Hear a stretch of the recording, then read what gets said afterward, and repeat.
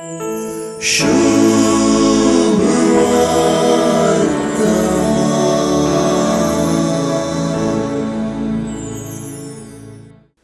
शब्द मनीस जालो आणि आमच्या मध्ये जियलो म्हणून जेजू विषयी उलयल्लो सुवार्थेकार जू हांव आज जेजूच्याच तोंडांतल्यान जेजूची वळख वपारी बरी रितीन आमकां करून दिता.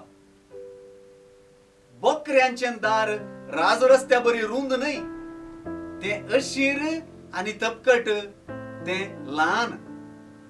या ल्हान दारांतल्यान रिगोंक जायते ल्हान जायचे पडता.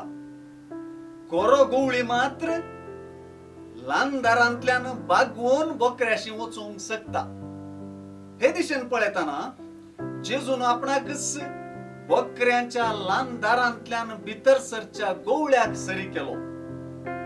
तो देवाचो शब्द तरी तो मनशामध्ये रावूंक मनशामध्ये तंबू मारूंक आयिल्लो गवळी जालो. बकऱ्यांनी गवळ्याचो ताळो आयकुचो, त्या ताळ्याक कान दिवचो, त्या ताळ्याची जोगतेपणी वळख धरची आणि गवळ्यान नाव काढ आपल्या बकऱ्यांक उलो करचे. बकऱ्यांनी तांच्या गवळ्याक मात्र ऐकूचे आणि गवळ्यान शेळयांची वाट वरची. हे सर्व गवळ्या बकऱ्यांच्या गुंड संबंधाक आरसो जाता.